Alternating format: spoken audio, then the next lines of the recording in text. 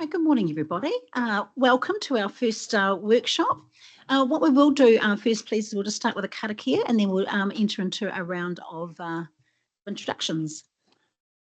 Good morning, everyone. Iti karakia. Whakatakata hau ki te uru, whakatakata hau ki te tonga, ki mā kina ki uta, ki amatara tara ki tai, e hi aki ana te atakura, e tio he huka, hei ho hu, i hei mauri ora. Thank you, Phil. All right, so we have a number of people online and, of course, in the room today for our first workshop. So just a very warm welcome to you all. What we'll do is turn our phones off first, be included. I'll start actually with the introductions. We'll just head around the table very briefly. And then we'll go online. We've got a number of other councils who are joining us today. So that's really pleased to see some great attendance. So for everyone that doesn't know me, my name is Liz Stolwick. I'm the chair of this committee and obviously a regional councillor for the Waipa and King Country. So I will head to my right. Jordan, you can introduce and we'll head around to. Morning, everybody. My name's Jordan Metz. I'm the Democracy Advisor looking after the workshop this morning. Thank you. Yeah, I'm Duncan Campbell, Councillor Taupo District Council.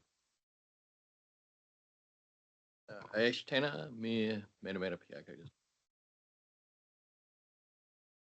Claire St. Pierre, I'm a councillor for Waipa District and I'm here on behalf of Mike.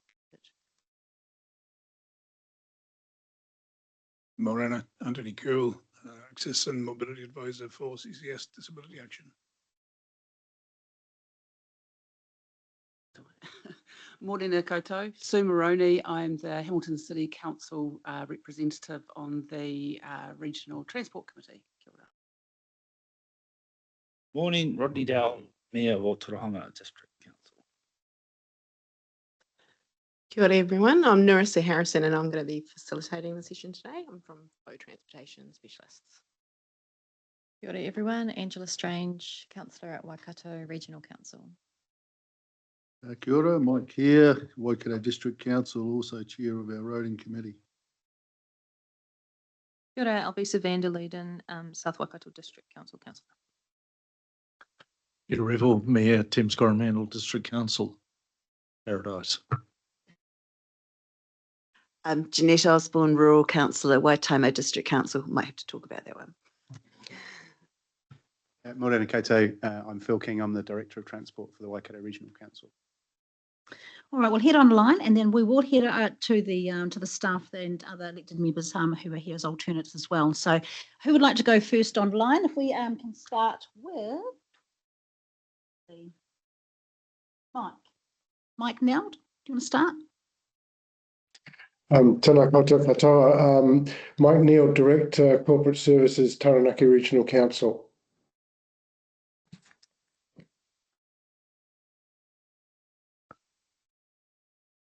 All right, and then you hand the baton because you can see probably more people than I can. Okay, I see my colleague Fiona on there. Morena tātou, Fiona Ritson. I'm a policy analyst at the Taranaki Regional Council and I look after the transport portfolio, including the RLTP development. Nice to be here.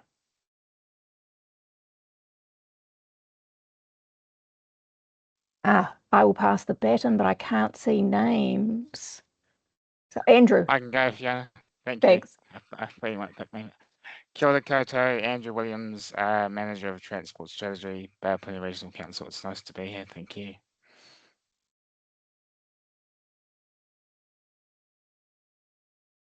I'll go next. I'm Werner Pretorius. I head up the Integrated Network Planning team in Auckland Transport, so kind of all regional transport planning matters. Narissa? Yeah, I'm in the room. I've already introduced myself, but I think we'll jump to Emily online. Kia ora. My name's Emily. I'm currently supporting the transport team at Waikato Regional Council staff. Anthony and then Steve. Kia ora, my name's Anthony Ball. I'm currently acting regional lead at Waka Kotahi, just here for Ngāri Atmore. Susan Collins, our regional manager, should be joining us in the room shortly, and I'll pass over to Steve. Kia ora, Steve Rodney, Program Manager, Land Transport Planning Systems at Kira. Perfect. Okay. Is there anyone that hasn't introduced himself online? No, we've covered everyone. Great. What we're going to do is head over to LJ over here and just those that are in the room as the alternate. Sorry, LJ, I put you on the spot now. Kia ora koutou. My name is Lorna Jean. Everybody knows me as LJ. I'm the Executive Assistant to Phil in the Regional Transport Directorate.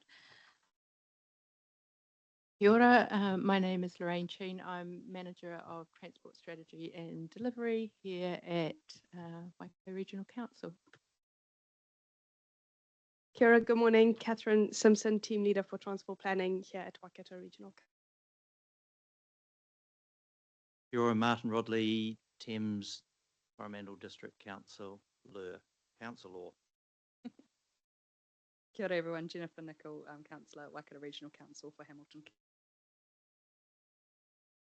Keith Holmes, Waikato Regional Council, Councillor.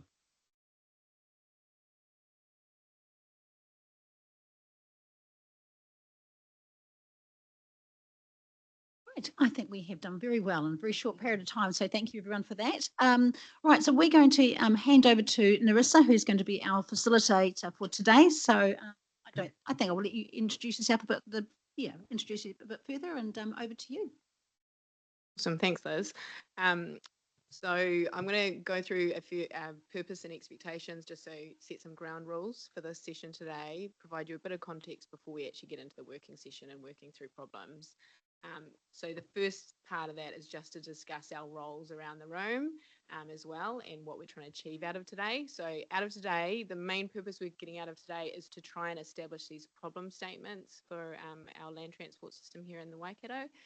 And we may get on to discussing benefits as well, but really we're here to agree those problems. So that's the main purpose of today. Now, to get to that state today, we need everyone playing a role and playing a part. So I'm here to facilitate. This is not my investment logic map. These are not my problems, but I will be here to get you talking, challenge you, ask you questions, make sure we're coming to a position where our problem statements are clear and comply with what we need them to do. And ideally keep you focused as well on the task at hand. And we've got a group of participants around here, around the table, so I need active participation from you all. What that really looks like is making suggestions, asking questions, listening to others. The session today is going to be very conversational, and so that's what I'd like to see, the conversation bouncing around the table ideally. If the conversation is getting dominated too much on a particular subject or by a particular person, I'll try and move it on politely and respectfully, because we have actually a decent amount to get through today, and it can be quite challenging to come to a consensus. What I ask of you around the table as well is to really focus on the intent of the problem statements that we'll be developing today. We can get hung up on specific words and things like that, and that's a useful discussion to have. But what we really want is a collective agreement on the intent behind these problem statements. That's what I'm going to ask of you. And the final ask I have for the group around the table is really focus on that regional view of these problems as well. So local context is important, and it provides some examples of problems and things like that. But if we're getting too detailed on very specific matters, very local matters, I'll need to pull you away from that to start looking regionally as well. That's the expectations for the participants around the table. Now we've got a number of observers online and off to my left here. I'm going to politely request that you abstain from being involved unless under two circumstances someone around the table asks a question of you or asks you to be involved. Absolutely, please answer that question. That's what you're here for. And if you see us going down a path around the table that you know, for example, there's no clear evidence of that problem, or you know there's something fundamentally wrong with it, then do speak up. Otherwise, I'll politely ask you to remain quiet. We've got a lot of people around the room at the moment. This is very large for a workshop of this nature, and so that's why these expectations are really important to make sure we stay on track. So everyone comfortable with that approach? Lots of nodding of heads. Yeah, thank you, Narissa. Hey, and just a warm welcome to Andrew Kokol from NZTA Waka Kotahi. Okay, a bit of context before we head into the working session as well. So we're here to develop these problem statements for the Regional Land Transport Plan. I've put up a couple bits of strategic context. One is the current government policy statement on land transport. Now, what I wanted to point out here is the RLTP is a long-term plan, so it spans beyond GPS cycles. So although we need to be aware of the current GPS, we do need to take a strategic approach to these problems. So we don't need to be limited by it. So aware of it, but not limited. The other context I have up there is the Ministry of Transport Outcomes Framework Wheel.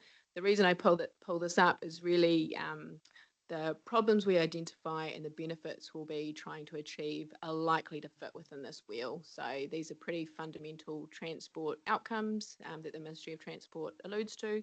So inclusive access, healthy, safe people, environmental sustainability, resilience and security, and economic prosperity. So if you're ever at a loose end, maybe consider what relevance some of these have to the Waikato region is a good prompt. And I'm happy to jump back to that at any stage. Okay, for those not familiar with an investment logic map or what we're trying to get out of today, effectively it has three components. In the session today, we're focusing on problems. So that's really why we need to invest in the land transport system here in the Waikato. What are the challenges facing the Waikato? We may get on to benefits, which is what we want to achieve, the outcomes we want to achieve. And at the next working session, we'll certainly be talking about benefits more and also looking at measures. How do we measure success? Those are the three fundamental components that we'll be trying to work through over the next 2 workshops. Any questions about that? Yep. Can you share these slides at all, or are we going to follow just the previous one was a bit hard? Okay, yes. So I wonder, we could possibly email it out to participants. We'll certainly be sharing it after the session, if that's fine. Okay, cool. Yeah, happy to share this after the session. This slide deck, I will be editing as we work through the session, so note taking on this as well. So you'll be able to receive some of those notes as well as we work through the session. Okay, so what we're really working on today is these problem statements. The main things I need you to focus on is we need to make sure these are clear, compelling. They need to have a cause and effect. Now, I'm going to help you with that, so don't stress too much about, what does a cause look like? What does an effect look like? I will help you craft those statements. So really clear and compelling is what I need you to focus on. The other caution I will give you is that these problem statements will be sitting within the Regional Land Transport Plan, and therefore there will be context and detail and scope sitting behind them. So we don't need that kind of detail coming into the problem statements. Classic example is we don't need Waikato Regional Land Transport System mentioned in the problem statements because it's inherently part of the scope of these problems. So again, I'll help you craft it. If context and detail starts creeping into the problem statements, I'll just be challenging you as to whether it's needed there or not. Some context may be useful. Okay. So really what we are doing today is we're going to be having a big brainstorm session, which we're just about to head into. And I'll be asking you just to list issues and challenges. So don't even worry about crafting problem statements. We just want to get everything out on the table and have a conversation about that. As part of that, we'll start consolidating, grouping and weeding out issues and challenges. And then we'll craft the actual statements themselves to make sure they're clear, compelling. And we'll also be ranking orders of importance as well. That's really important to understand how important certain problems are to us as a group as well. Ones that are unimportant, we may choose to remove from our problem statements as well. So if they don't have a high importance to the group. Any questions? Otherwise, we're going to start workshopping. Awesome. Okay. The first session is effectively a brainstorm. So what I'm asking of you all around the table here is you all know your networks, you all know the Regional Land Transport System here, you use it, you've heard about it from various constituents. So all I need from you now is to start discussing what those challenges and issues are. And I welcome anyone to kick off the conversation with any burning issue. All right, we've got Ash first cab off the rank. And then straight into it. Hey, look, the thing is, I think the first and the most critical thing is, you know, we can talk about things that we want or things we want to implement. Like I said in the previous meeting, we don't have the money. Okay? Now, so you can't build anything if you don't have the money. And a lot of the delays with NCTA in the past is they don't have the funding, that it's not budgeted for, and so they can't do the work. So we waste a lot of time talking about what we'd like to see. And like I said, I think the biggest thing we need to do, we don't have enough taxpayers in the country. We don't have enough people in the country. You know, half the roads probably should be gravel for the population we have and the taxpayers we have. And that's reality.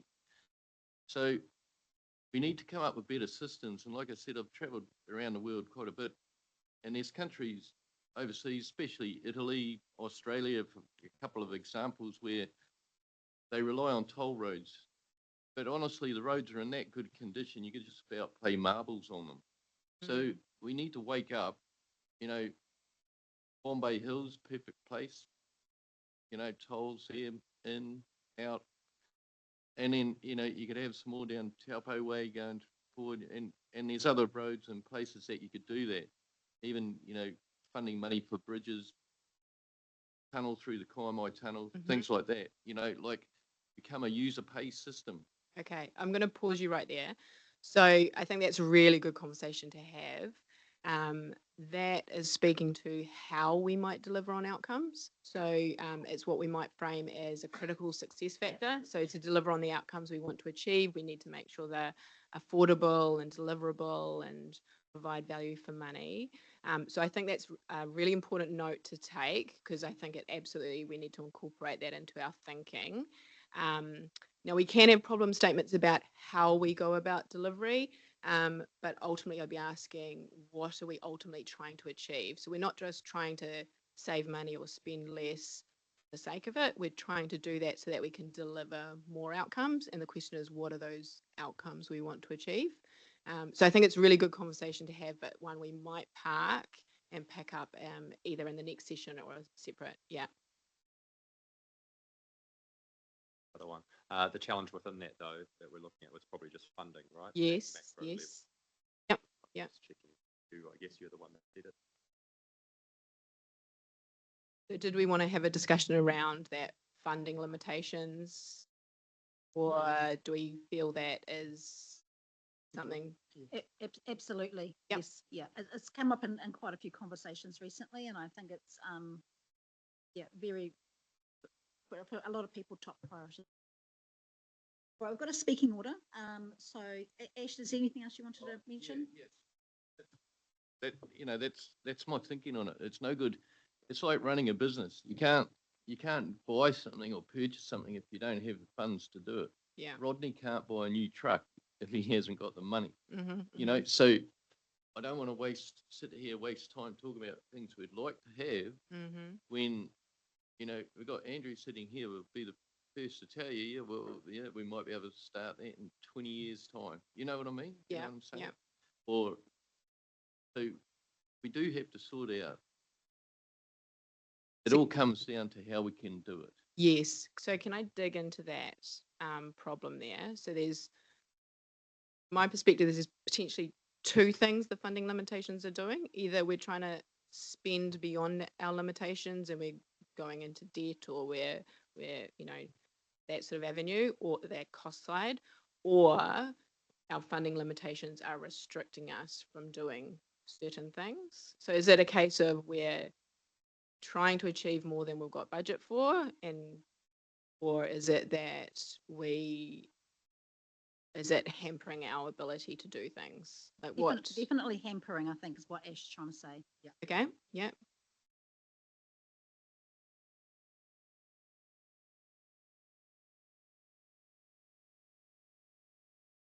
Yes. Yes.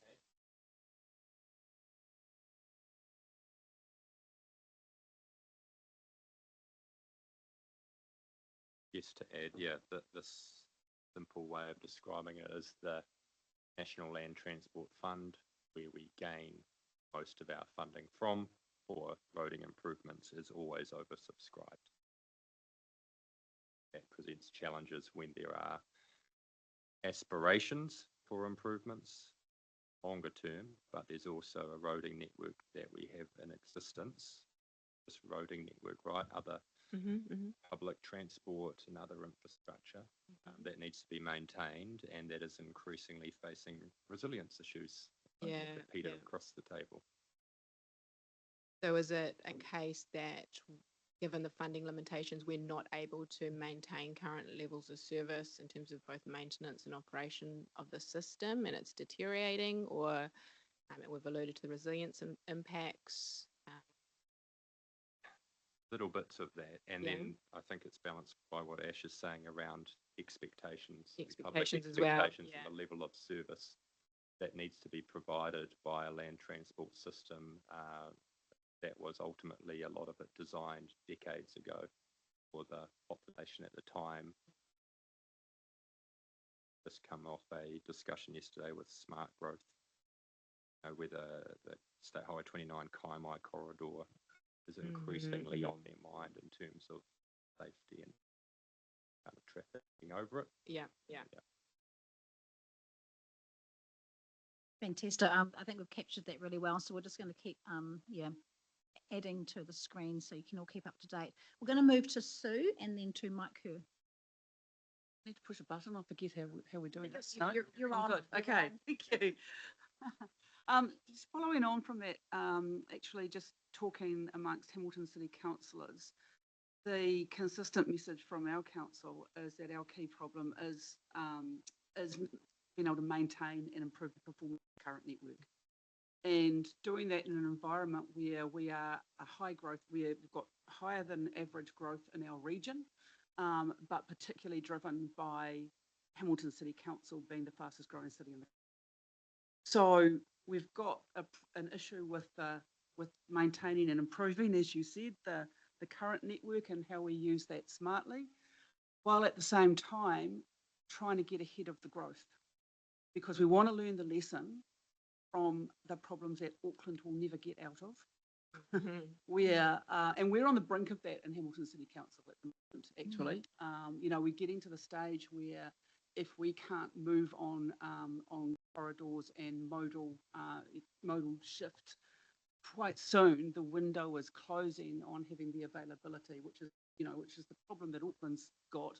And as I said before, it's never going to get out of it. We don't want that problem. So it's today's problems, and it's trying to work on tomorrow's problems at the same time, in a region that I think is often not understood on a national level about the level of growth and economic activity happening here, and including, people often look at me surprised when I tell them that Hamilton is the fourth largest city, soon to be the third largest city in the country, and the fastest growing one. People just don't know that, particularly at the decision-making level.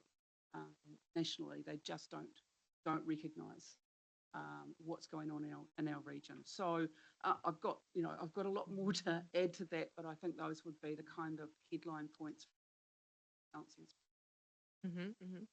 So in terms of not being able to keep up with that growth or maintain and improve performance of the regionals and transport system as the population grows, what's the concern? What's the concern that will happen? So is it that, for example, is it that the asset's going to deteriorate because we can't maintain it, or is it more about the actual operation and the performance of the system, like the productivity of the system or the safety of the system? Productivity of the system in the main. It's people's ability to actually get around efficiently and safely and engage in whatever they're doing in their community, their work, their play, their living ability. And the, as I say, the window is increasingly closed. And it's a moment in time where we really need to be able to make both those modal and corridor shifts before they close up completely. There's probably a couple of main routes already in Hamilton City that we've lost the opportunity on. That the development is such that we really haven't got future. while I'm talking about development, the other thing that I think is quite particular to our area is that we have got the highest number of fast track proposals in the country, in our region. Mainly, as I understand it, centred around the outskirts of Hamilton. And that's, you know, that's driving, that has the potential to drive transport outcomes that we're not currently planning for. Because they're not our plan. They're being driven by fast track proposals that we have no control over. There's about, I think, around the perimeter, dozen, I was underselling it, sitting around the boundary of both Waipa and Hamilton, and so it has the potential, without any ability for suddenly big shifts in transport now, without controls or pre-planning. So the problem that we've got now is going to accelerate, if you can excuse the pun, in a way that we have no control. Okay. Another question then to prompt. So in terms of that problem or that issue, is it that we have the current systems that we have in place aren't enabling us to respond to that growth? Or is it just simply that we, you know, have we not done the planning to respond to the growth, or the growth is so uncertain that we have to be able to respond quickly to it? Is it?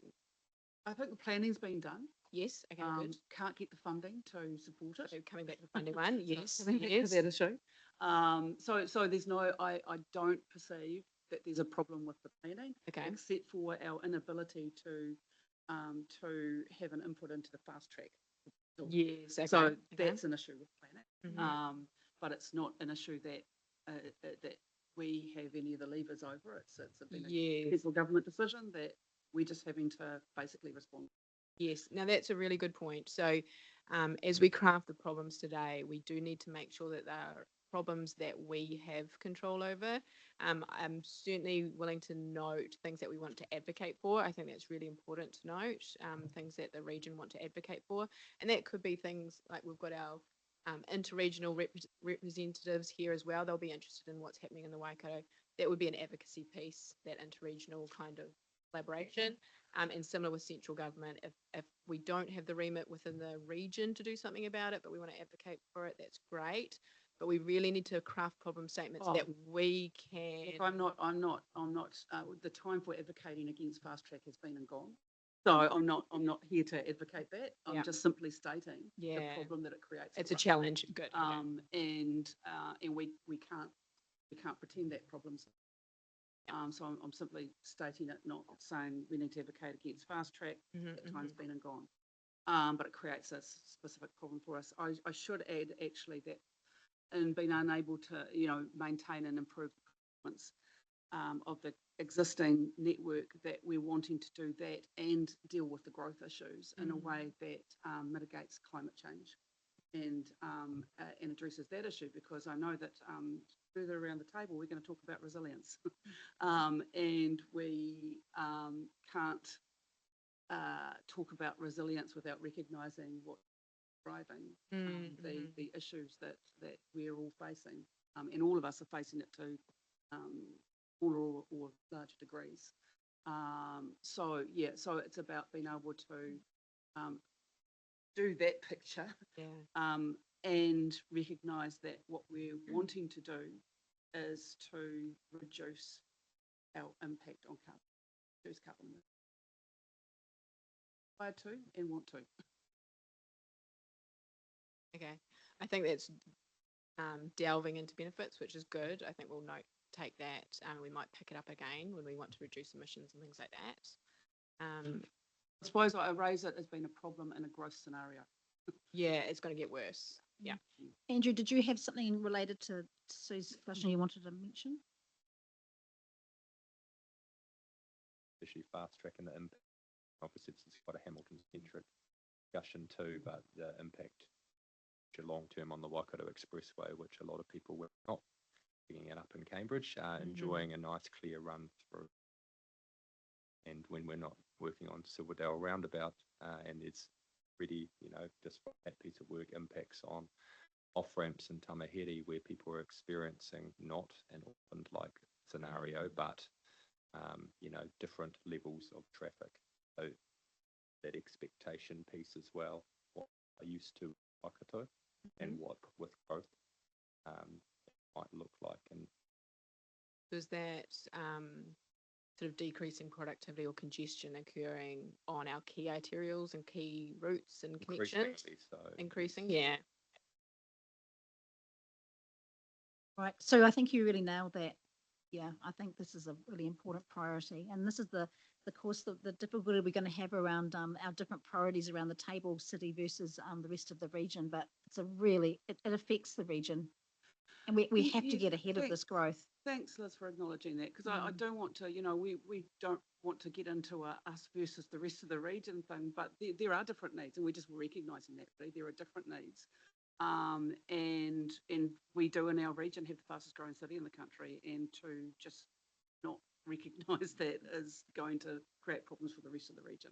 Yeah, I'd like to bring the future proof work, some of the work that future proof are doing as well, into I think what Sue is talking to. So maybe Narissa, I'll take that offline with you so that you know what that piece of work's all about. All right, if we've finished that particular topic, we'll move on to Mike Kerr. Yeah, thank you. So funding, coming back to funding, look, Infrastructure Commission, we spend up with the rest of the world on infrastructure, and we get really poor return. So productivity, instead of looking at productivity, and that, I'll just make the note that fast track's also an opportunity. Listen to the presentation the other day from Rakura. I think we need to operate very differently to maximise that opportunity rather than seeing it as a problem, seeing it as opportunity. But coming back to funding, there's no more money. You're right, Ash. We don't have people here. The country's too small. We're not going to get any more funding. So we are spending our money really poorly. We're getting, I think, about 50% of the potential value for that spend. We need to be focused, and this is so hard to get any traction on this. We need to be focused on efficiency, getting more square meters for every dollar we spend. We are so inefficient, and I know this intimately because I've been involved in road building. I've watched my own efficiency disappear. I've lost 50% of my productivity, less than 20 years, because of regulation. And no one wants to address this because it's in the too hard basket. Now, there's two options for funding. One of them is to get more efficient, get more dollar value for our dollar. And we need to completely change the way we think about how we do our business. This has taken us 30 years to create this, I call it a basket case situation. It is embarrassing to be associated with. Tell I get a bit wound up about this. But I could do nothing as a contractor about this. I went to Wellington and I showed pictures and pointed out what we were doing. We were building the Cambridge bypass. Anyway, okay, down that rabbit hole. That's one opportunity. There's another funding opportunity, $20 billion to build a 4-lane motorway to Tauranga if you do it well. That's a cheap price. Don't have here in this. So that's not going to happen for 40 years. That's what it took. In the 90s, I was embarrassed with our Hamilton link. Finally, I think by about 2018, we got it, and that's going to happen with Tauranga. It'll be 30, 40 years away, the way we're going. Just to get to Wairere, it's going to take us probably 10 years. There's another way there. We could get some money for this, change it. We could go and get $20 billion. Again, if we change our thinking, someone else. We don't have the money, and we're not going to get it anytime soon. So what I'm asking for is a complete rethink around how we fund stuff instead of money coming. At the local level, in terms of efficiency on our roads, we need to start operating efficiently, getting more value for it. That requires looking at environment, looking at climate change, and looking at health and safety, our approach to this.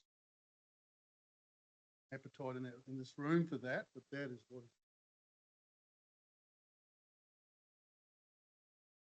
Anything else we wanted to unpick there? Well, one thing I will say is I think it's useful talking about what we want to achieve and where we want to get. So what I noted there is you're concerned with regulations causing a lack of funding efficiency. There's a lack of efficiency in our roads, which are the sort of problems. Get to benefits and what we want to achieve and how we want to achieve that later. But that was useful feedback. Did anyone have anything to add to that, or shall we jump to the next? Don't think anyone, I don't see any lights on to carry on the conversation, but thanks, Mike. It's good to have a reality check every now and again, right? Elvisa,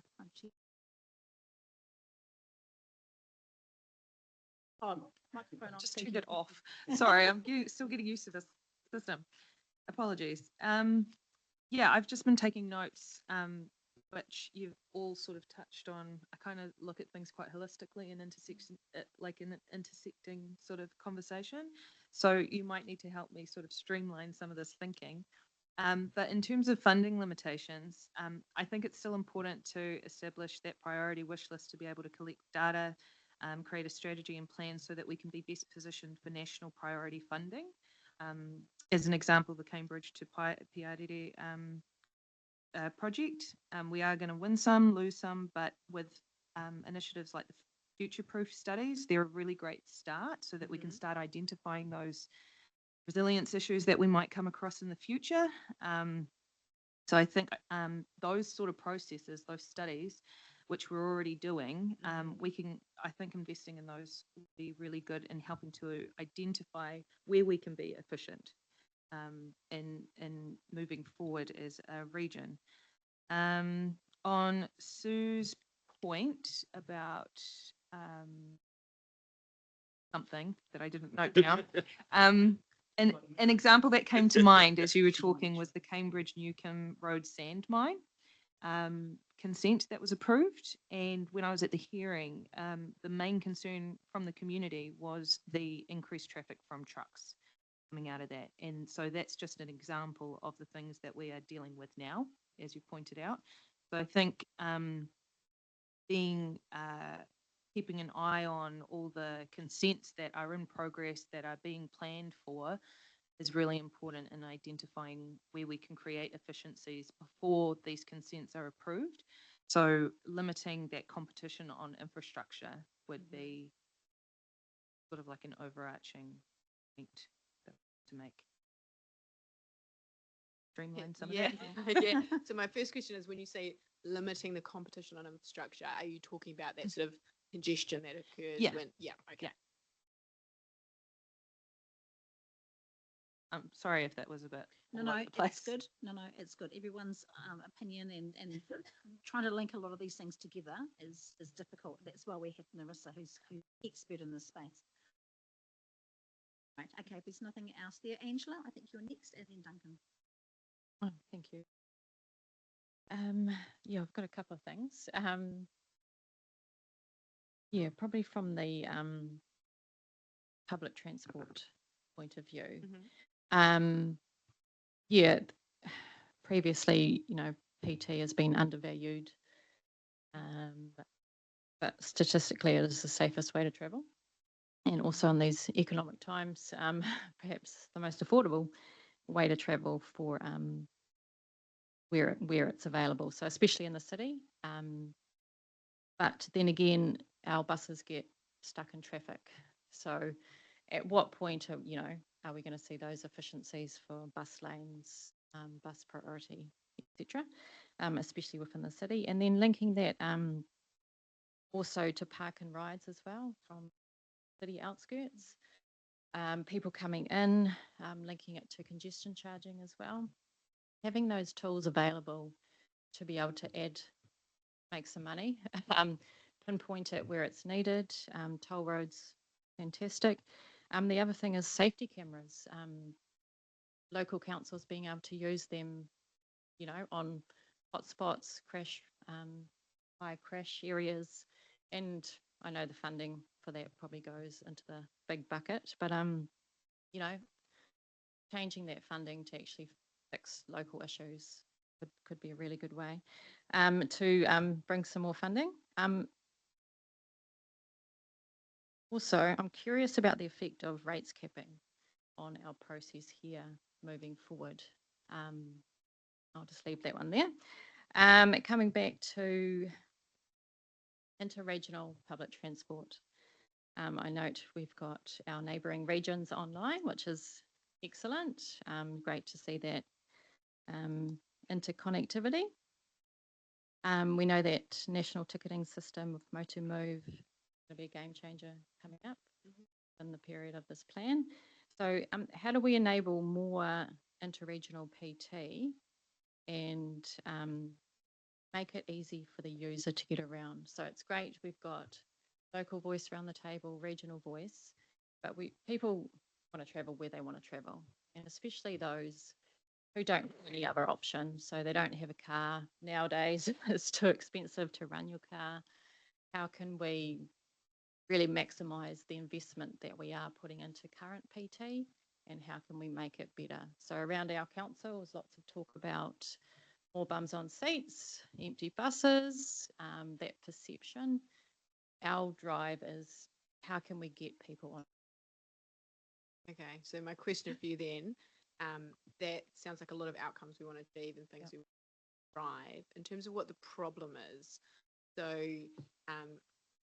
what I'm hearing is the current interregional public transport and even interregional public transport isn't doing what we want it to do, but in what ways, what are the challenges or what are the problems it's facing? Is it that we don't have the patronage we want? Is it that they don't, and what is it causing? Is it, and what I'm hearing is that there's a lot of people who don't own cars, public transport way to get around for those people, but maybe it's not reaching them.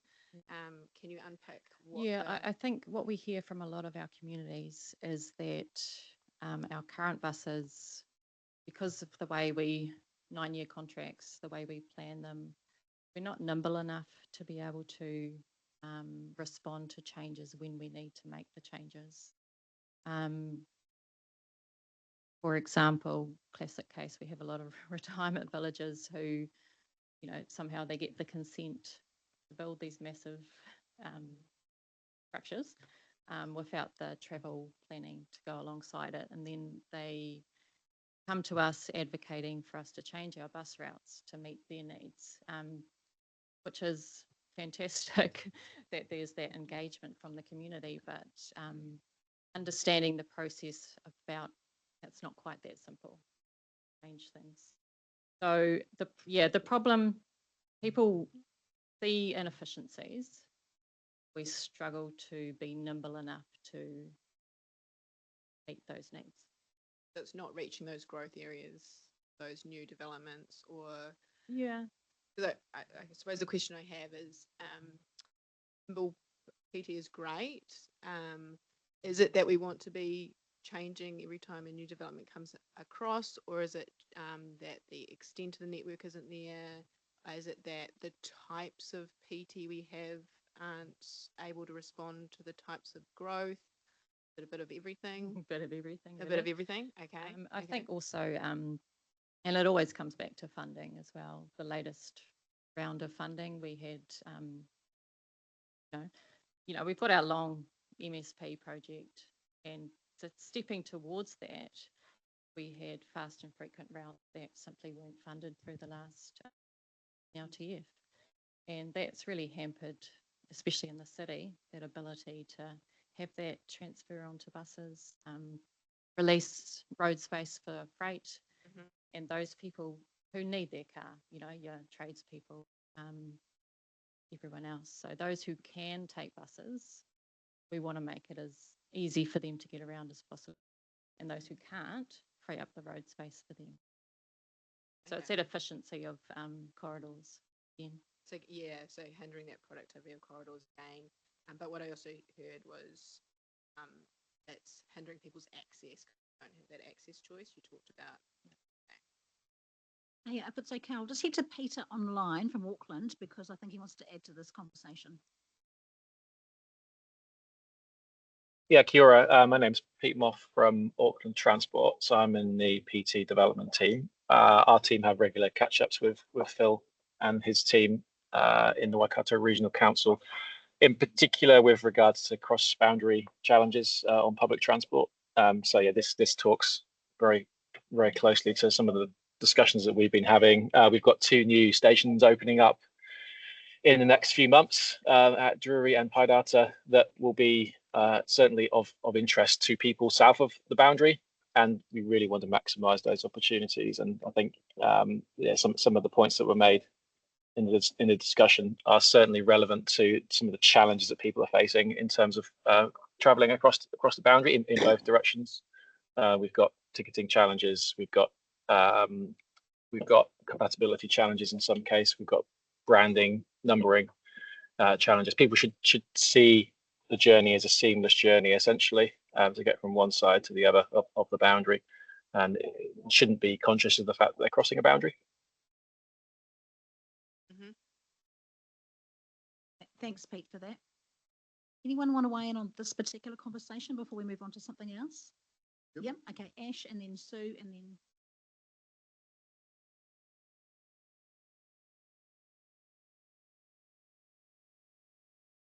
important, like for public transport to be utilised, it needs to be efficient, and it needs to be affordable, and it needs to be faster, and it needs to be regular.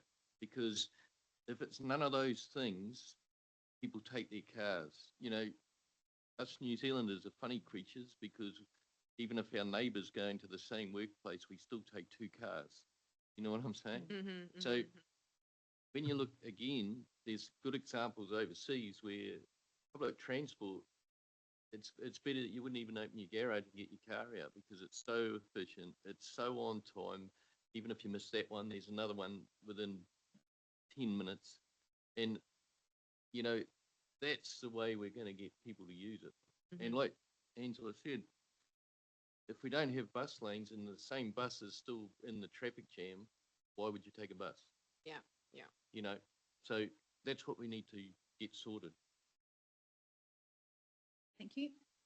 Sue, and then Thanks, Ash. I think you've probably made the point I was going to make, but I would just add frequency into the mix. We lack frequency, and that hampers people's ability to take public. I think that there's a bit of a cultural shift that's required, but it has to be efficient. Otherwise, and part of that is around the framing of what of the ease with which people jump in their car and go down the road as well. And so there, you know, we have a. So just jumping onto that statement, so we're talking about public transport and the challenges it faces, but what you've just acknowledged is that there's other parts of the transport system that influence whether people choose public transport. So the reason I say that is when we go to craft a problem statement, we may want to make sure we're crafting it in such a way that you can use push-pull levers, you know, and it's acknowledging the thought system has a part to play for public transport. So I wanted to note before we get to that part of the session.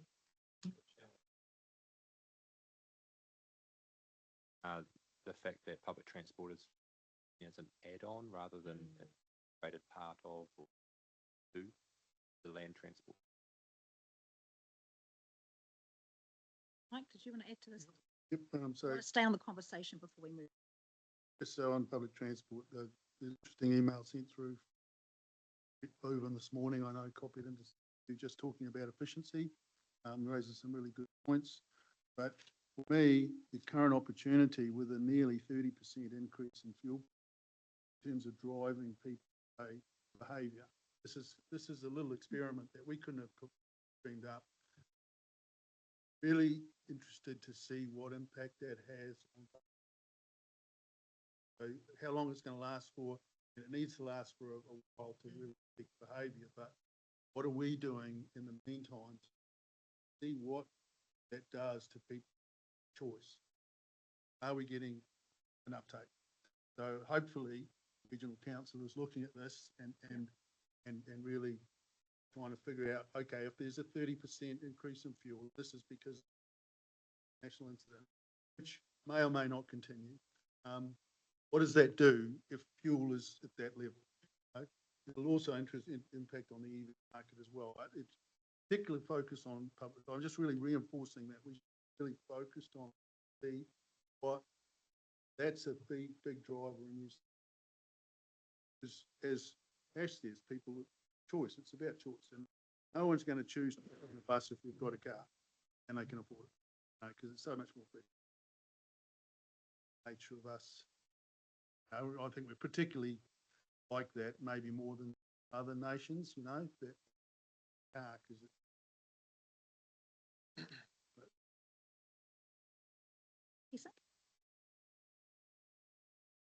Oh, you did again, sorry. It's funny you say that because my husband's just started a new job and we have one vehicle in our family and he wants to buy a bike. So there you go. But we have wide roads and like the safety issue isn't as much as in the city. This is kind of a segue point though on both mentioned electrification. Our dependency on fuel is, I would say, a challenge. And I'll leave it at that because then we should out whenever. And I don't thank you for both your comments. I mean, really what they are is incentives, right? And if there's ever an opportunity, it's probably now to try and see where people's pinch point is, I suppose. I just before we move on to Duncan, because we're going to move on to probably a different topic and then to Rodney. Oh, do you want to carry on to this on the same topic? Just on the public transport, kind of my observation is that bus that goes from Walter okay, there's about 2 people because I see it when I'm walking. Should we be better focusing on, say, Hamilton, where the people are, areas where there's lots of people, and use the bus, get the bus going well there before we're trying to go into regional and within region? Like, I'm just wondering whether running a bus from Hamilton, that money might be better spent on having a more frequent service in Hamilton that's got a bus full of people other than 2 or 3 people going. It's just kind of throwing it out there. I'm just wondering whether do one thing right first before you try and roll it out. Don't try and be the savior of the whole planet, you know? Yeah. Just save the planet a little bit at a time. I think it's a great topic. Again, I think I alluded it to at the start. The regional land transport plan or anything like this that we're developing problem statements for, there will be these critical success factors that we also need to evaluate projects and programs against, and value for money is an absolutely critical one alongside affordability and deliverability like that. So what I'm hearing from that is very much is what value are getting from a project. So absolutely need to capture that. It's not inherently a problem because we'll presumably get several PT projects across the region that we'll need to evaluate, and naturally the ones that produce better value for money would load up the list. But a great point and absolutely something that needs to be considered. Not going to note it as a problem. It's not. Yeah. I don't sort of see it as I see the problem. Biggest congestion problems are in your Hamilton cities, but we don't really have every now and again. There's 5 people at intersections, so we've got to wait. So we do need a need for traffic lights sometimes of the day, but we don't. It's like I was talking to a lady the other day. She's come from Sydney and she's shifted to Auckland. She just can't believe how there's no traffic on the roads. You know, so it's your perception, like, you know. Yeah. So we're worried about all this traffic on our roads, and we actually don't. But what I'm saying is, almost like Sue's sort of saying, they're planning. Why not nail it in Hamilton before it gets out of control? But you've got a really good. And say you're spending your 100 million on public transport, spend 20 of it where the biggest need is, which I understand that's kind of what. I hear you, Rodney. Yeah, absolutely. Claire, did you have a point on that matter? Well, yeah, I just wanted to jump in there because, I've got Te Awamutu in Cambridge here in our district. Actually, we've had an increase in our schedule of buses going from those centres through to Hamilton, and actually by increasing the frequency, we saw a big increase in patronage. Yeah, so it might be a bit different to Otahonga, which is a bit further out, but definitely I'd be a strong advocate making sure those interregional connections that I suppose have got higher population to show that there's a willingness that PT that they should be expanded. Like I think there was a bit of a sort of leap of faith that if we increase that frequency and we put in electric buses as well, that they would actually make more use That's what the data shows. Yeah, and so the message that I wanted to bring today to those centres and Cambridge are also growing strong. So we're wanting to see good integration with any future growth that would have these services. I suppose it's well, hopefully that would be efficiency, but also integrated land use, also sustainability and reduce emissions through fighting those new populations moving. They will be one. Certainly see overlap between the different benefits we're seeking to achieve across the programs. Yeah. Yeah, and look, Claire, I think what you're speaking to as well, and it links back to what Sue was saying earlier, when you've got a town that's still manageable, okay, so we've got a high growth in Cambridge in particular, but also Te Awamutu, we're ahead of the curveball. I feel that we've managed it really well, and that we've been able to keep up with growth with our public transport. And at some point, we have to continue that journey, otherwise we'll fall behind. So there's probably a message for other towns in the region around, that's quite important. I also wanted to link back to what Angela was saying before, and she just touched on it briefly, and that's the upcoming issue of rates capping. So I'm quite keen to understand in the region who's got modal projects, cycling, walking, footpaths, all of those sorts of things in their short-term or long-term plans that are probably going to get the chop because of rates capping, because that is very intricately linked, of course, to how you move our people around our towns and our city. So I'm quite interested to know what effects that's going to have, because I think that's something that probably is going to be an issue that we should probably capture, going forward, because as we know, if you've got other ways to move around your town other than getting in a car, that can actually really help with congestion. But what are the issues? So did you want to, Claire? Yeah, happy to jump in there. Yeah, so with our LTP, we definitely had, I think it was urban mobility and mode shift investment projects. And now, I suppose that was the 2024 to 34. We haven't done our next one yet. And so I'm expecting those to have been at price. Yeah, because we're going to struggle with our well beyond. Comment, Mike? Yeah, rates capping. Actually keep turning the tap up on our. And there are other, so revenue sources is the topic. Yeah, we need to be looking at other revenue sources. Come back to the government, paying a fair chunk of the national tax take, infrastructure that they put. At the moment, we get less than huge portion. So you look internationally at how that national tax. Two simple things we've been asking for: pay back us our GST region. Those are two ways government could have, but I don't think we should be looking at rates for. It's already out of hand. A lot of people who. So I think we should just agree to rates capping and manage with it and look for efficiencies. Go to other places for revenue, and I would say other revenue options. What are they? One of them is getting a fair slice of the pie. What we have to do, or else I give it back to government. So we just need to be a bit stronger here. Yeah. Thanks for that. I think that we are somewhat jumping to solutions is when we start talking about the other revenue, but it's useful conversation, useful context for the problems. I think we have talked about funding and revenue a bit. I think we're probably going to be crafting something in that space later in this session. So I might just park further conversation in that space. Yeah. Just had one add-on to your question, which is, and I don't know the answer to this, might be, but is there the potential challenge with rate coming ability for local authorities to fund the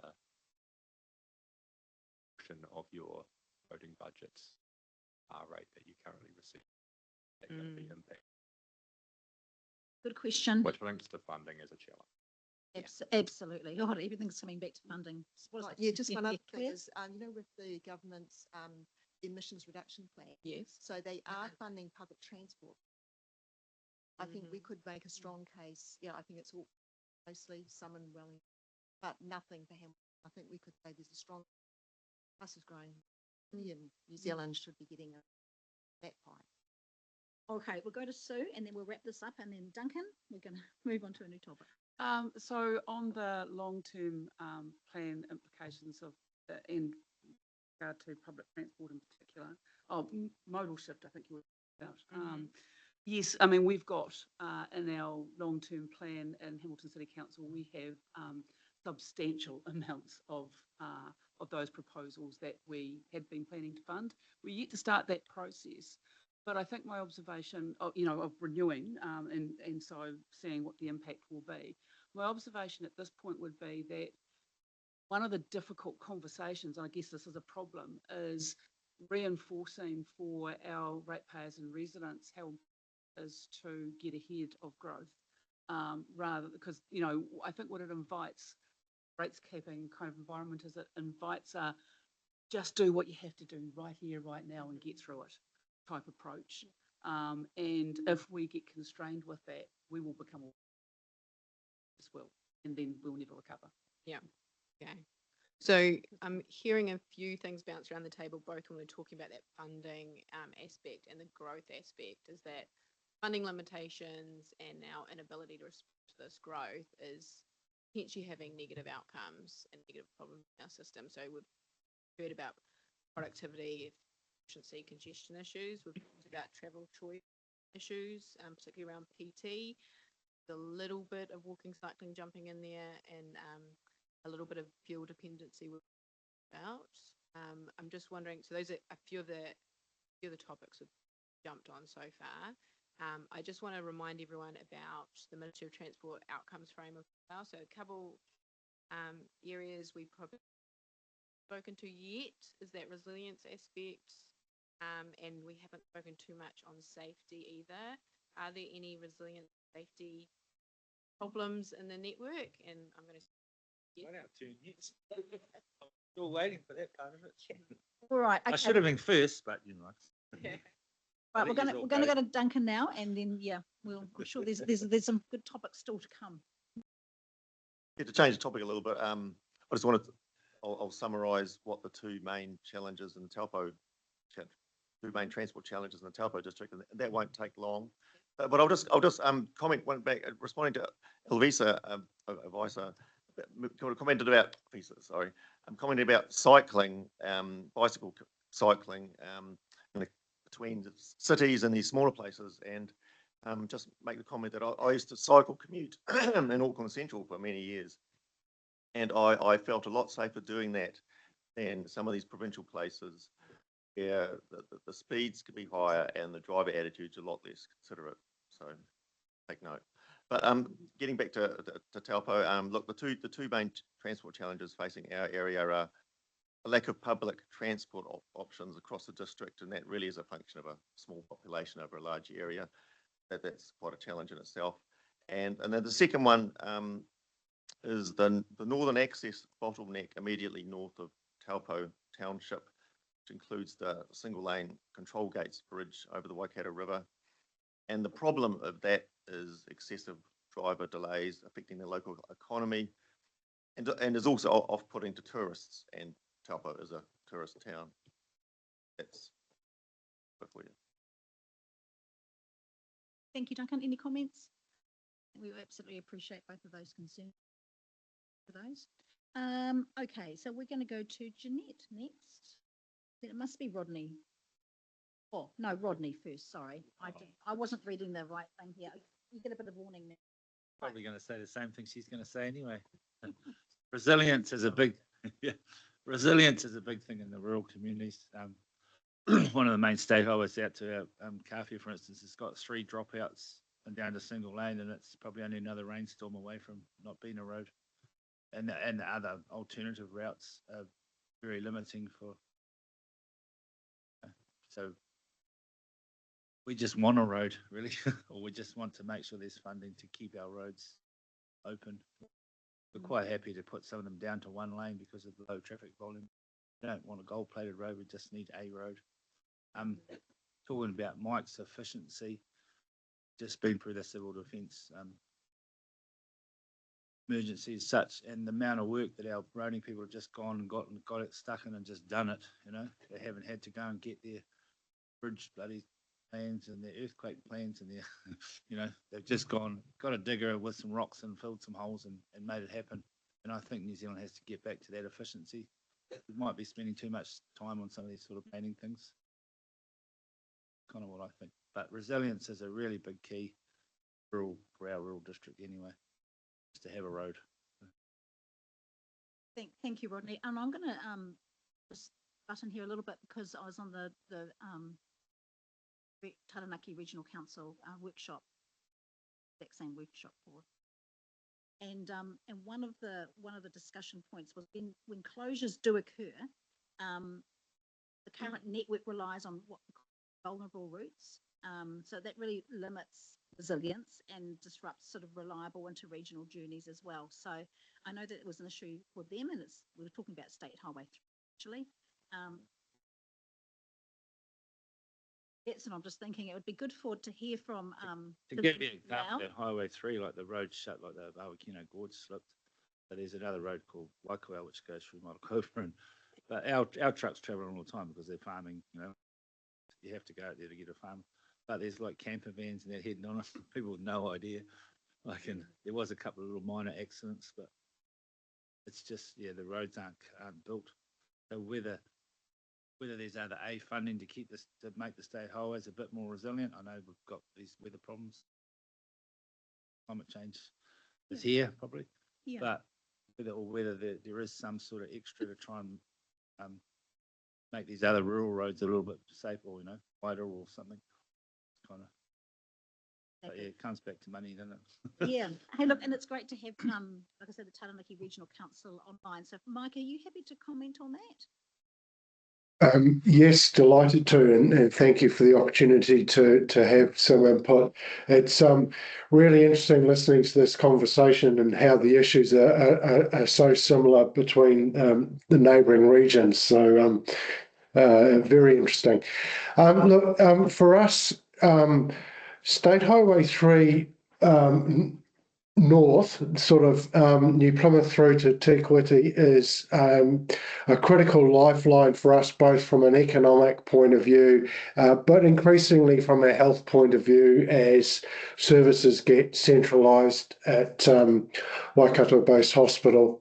So the vulnerability of that road and the impact of closures, be it weather events, crashes, whatever, has a disproportionate impact on our region as opposed to your region.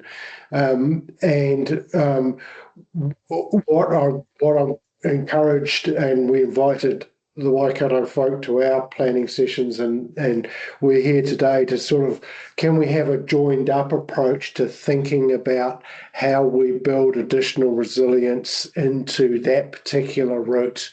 But I hear the comments that were being made about all of those rural routes and resilience issues, especially in some geologically young country through the King Country there. So yeah, that's our plea, our request for to work with you on a piece of road that's dear to our hearts. Perfect timing, Mike, to jump in there. So no, thank you for those comments. We'll go to Waitomo, because I think Jeanette's got some comments probably in a similar vein. I've got some comments to add to what Rodney's both said there, and Mike, you know, talking about that State Highway 3 being an essential lifeline. Rodney's just mentioned Waikowau. Well, that road comes round and comes onto a Tasild road called Te Anga Road. and I'm getting a little local here, but it's important to illustrate. So in the July and October rain events, storm events that we had, it is very young geologically, as he mentions. We have 217 spots that need to be repaired. And a large chunk of those are ones that need engineering repairs. State Highway 3 was closed. I'm sorry for those who heard the story before, but State Highway 3 was closed in the July event. That Tianga Road was absolutely slammed. We just about needed traffic lights on it. Everyone was on it, and the road was falling off the edge. There were slips just coming down and dropouts, and those dropouts are still there, and they're still one lane. And the issue, it's the more frequent and severe weather events. I'm just going to run through this list. It's not just the funding, but it's the length of time and the processes involved to get that storm repair, that storm damage repaired.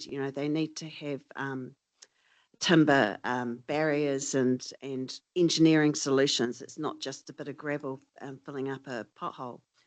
The cost of these repairs and impact on ratepayers, even though we get a very reasonable far rate, especially in the smaller communities, we're basically a small community of 10,000 supporting a road which is a lifeline to the whole Taranaki region when that State Highway 3 goes out. So should that road be a state highway, in the same way as the road to Kawhia is? We need to have that resilient roading networks for to get our transport of our goods to out to the market. That's our sheep, our beef. You talk about fast track. We've got mining as well. We have a fast track, 2 fast tracks with mining out towards the coast. It's a major employer. It's a major user of electricity. It's a major industry for New Zealand, and that's on that same road. It's on that same road where you've still got dropouts 7 months later. We also have forestry. We don't really have a very clear view of when forestry is going to be harvested. The issue with roading rates for forestry as well is that the valuations for forestry do not include the value of the trees, whereas with mining, the rating valuation includes an allowance for the minerals. So all of those forestry lands are very low rating value in comparison to how much they're going to use the network. That's why we've changed some of our roading rates. But that's a national-wide issue. But having so many more large trucks, forestry trucks on the road, on roads that have been designed to have 2 or 3 farms at the end of them, not having 5 or 6 years of continuous harvesting of those trees. We also have the issue with the resilience as well, where we end up with situations that we have at the moment where we've got a community divided because there's been a massive slip. The engineering solutions for that slip would probably be something not on the same scale, but needing a sort of solution like you had for State Highway 25 in the Coromandel.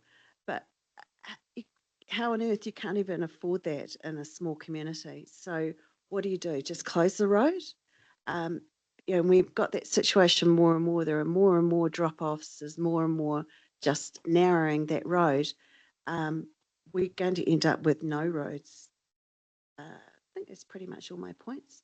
And also public transport. We're very, very sparsely populated, and it just, the only way that public transport is probably going to work is through community transport and ride shares. So thank you. Challenging district, Jeanette, I do, yeah. It's but this is not just my issues. It's also, Otaronga, it's also Waipaha. It's and obviously Thames as well. We coastal, we're getting those hit with those weather events even more. Okay, yeah, no. Look, we're going to go to Anthony and then to Peter, and then I'm just going to take a 5-minute break, just so you know that there is one coming up. So Anthony, over to you. Yeah, thank you, Liz. Yeah, there is a wider aspect of my comment as well, which I'll come to in a minute. But basically, on from public transport point of view. As Mike said, you know, if it's easier to take a car, then we generally do. Unfortunately, for a lot of our disabled community, they don't have that opportunity. That option just doesn't exist. They have to rely on public transport. So we need to think very strongly about making those facilities a lot easier for them. Because again, some of the feedback we're getting is that even the buses that are suitable for them to use sometimes only have one wheelchair space. So if a bus comes along and that space is already occupied, they're stuffed, basically. So that was the first point. The other thing was in my experience from trying to commute from Cambridge to our office in Claudelands, the Cambridge bus was fantastic, always full. Cambridge to Hamilton. Once you get to Hamilton, there was then a half-hour wait for me to get onto the bus to Claudelands. And as Rodney commented, I was occasionally literally the only person on that bus. I can't believe that I was the only person that wanted to get from town centre out to Claudelands. So the only thing I can put it down to is just the timing, because there was occasion when that bus was cancelled and the next one didn't arrive for an hour. So trying to get to the office by 9 o'clock just was not an option. So I just said, this is too hard. Back to the car.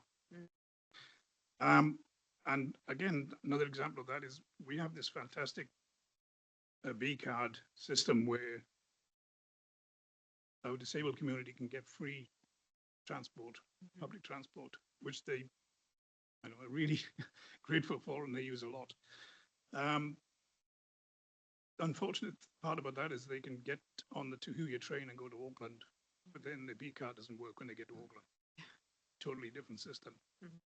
So I guess what I'm getting at is I think there needs to be more of that interconnectivity between, I don't know, it's councils talking to each other or bus companies talking to each other to get the frequency of and the connection between those, you know, say the Cambridge bus arriving in Hamilton City and getting the bus out to the outskirts. Frequency of those and also once we can get Motor Move up and running, it'll make life so much easier for our disabled community and then travel wherever they want with a single card rather than having to rely on different systems in different cities.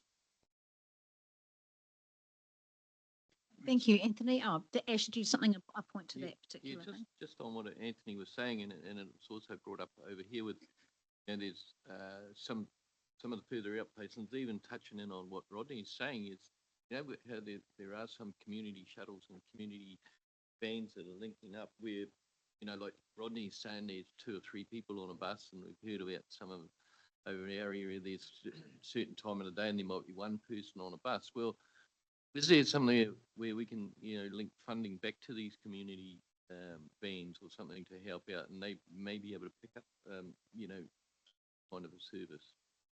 Question mark. So the regional council has a fund, which actually, Bill, do you want to speak to? Yeah, if you like. Yes, the regional council has a fund and annually has a process of groups applying for that. It's becoming more popular, and each year over the last 3 years we've increased the size of that fund and have been oversubscribed each time. So it's plugging a gap, and it's successfully providing a level of service to communities. Role in an urban area is slightly different, and that is something that we explore more. But the idea that transport is more than just fixed bus routes is an interesting one, and this experience has allowed us to see how different parts of the system can support each other. But it's an area that's growing and emerging as we learn along the way. Okay, now we're going to head to Peter, and then like I say, we're going to have a short break. Thanks, Liz. I've got 3 problem headings here. One's resilience, one's economics, and one is access. So just resilience, and I'd like to try and generalize it, but For us, when we think about resilience, we have a roading network which is strongly dominated by a state highway that runs around the district. And Andrew, could I just acknowledge the good work that NZTA do on that roading network? Thank you for all that you do. But it is absolutely critical, a critical part of our network. And then spining off or coming off that, lots of local roads feeding into numerous villages and small settlements. So for us, resilience in an area which is geographically challenged because we have steep hills and we have short catchment, coastal catchment areas, and we seem to be a magnet for weather events, which perhaps not everybody has been experiencing, but certainly Aotearoa and Waipa and what have you are beginning to hit that. But that it becomes a regular thing for us. And so the resilience aspect is how do we cope with, or what do we do with our transport network when we get hit by those events that have a huge impact on us. And I think that's a problem, that resilience is a problem. But we have seen that when you take a certain approach to recovery, I suppose, after an event in the roading network, that it actually protects you really well for the future. And I think the challenge we have in resilience is taking a strategic view about it. What do we do strategically? Now, our example is back in 2023 after Gabrielle, Cyclone Gabrielle, State Highway 25A, which is the main link between the west and the east of our district, was taken out. That meant that that road was closed for 10 months while NZTA built a new bridge. And with what I think it was strategic foresight, they said, well, given that the road is out, what else can we do?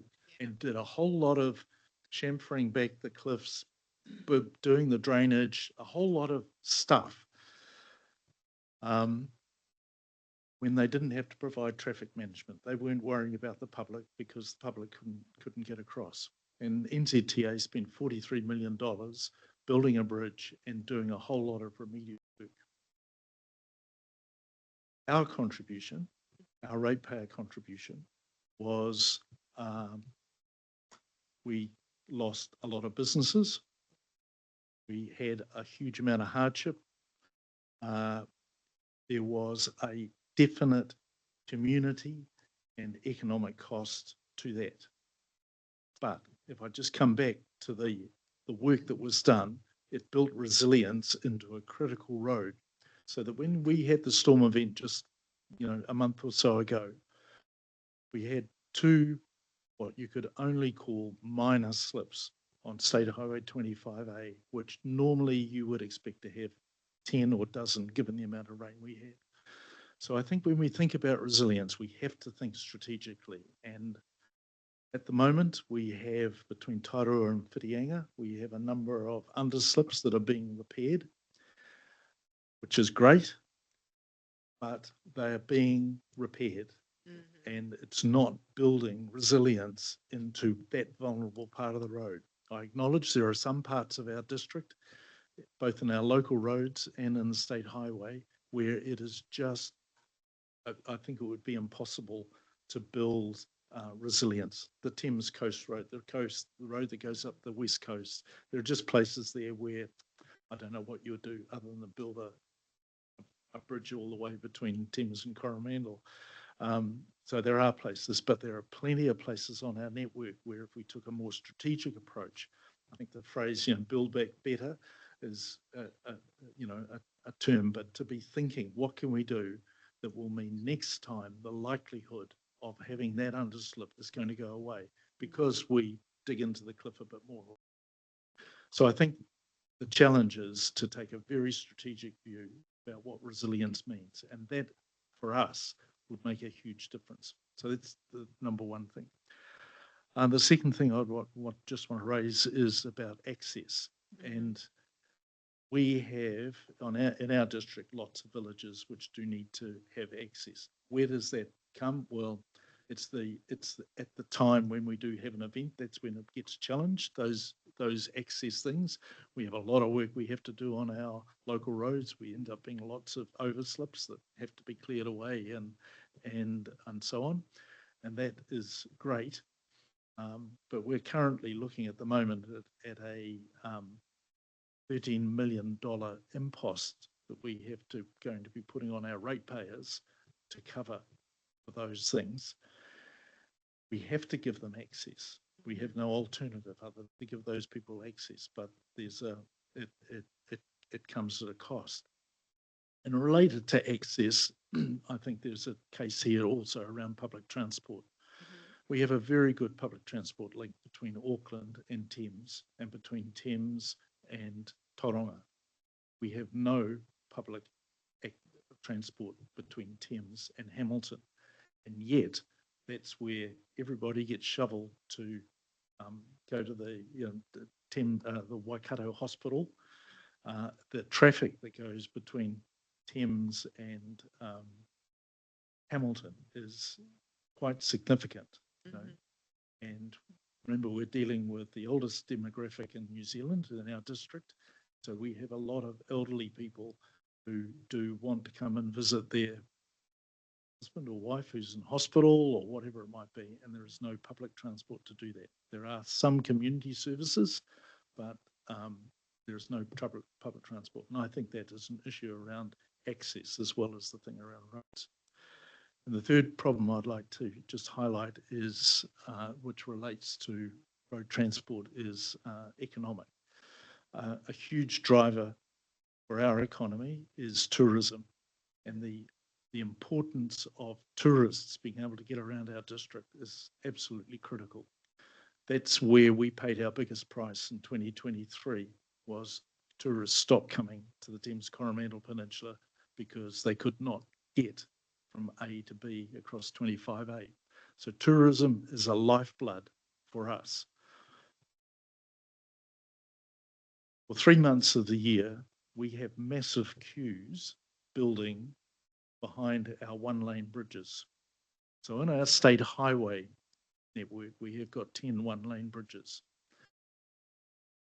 There are some of those bridges which are absolutely key for access, and in particular, I'm thinking the bridges between Hikawai, which is where you come over from Thames, and then going up to Whitianga. And in that journey, there's actually 5 one-lane bridges, but 3 of them are really critical. One is being tackled at the moment in Tairua, but there are 2 that are just kind of either side of that, which are not being tackled. And I believe that that has an economic impact, not only on our tourists during peak seasons, right, which is obviously in the summer period, and we do hear comments like, oh, it felt a bit third world, and we're talking about the Coromandel Peninsula, which is anything but the third world. It's iconic. But third world, getting from A to B, well, why was that? Because they've been in a 10-kilometre long queue waiting to get over a one-lane bridge. And I don't think that's good enough. It's not good enough for our district, and I don't think it's good enough for our region. And I'm sure there's people sitting around the table here who've got holiday homes and what have you in the Thames Coromandel district who are actually users of those one-lane bridges and know that experience.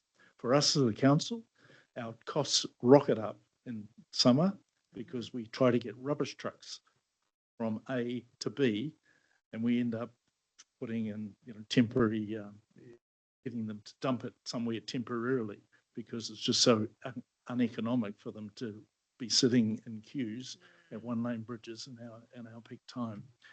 And I think, yes, it's a challenge for us, but I do think it's a challenge for us as a region if we are expecting, like Duncan talking about down in Taupo, if we're expecting tourists to get the benefit of holidaying in our place, then I think it's absolutely mandatory that we bear in mind the need that they have to be able to get from A to B around all that.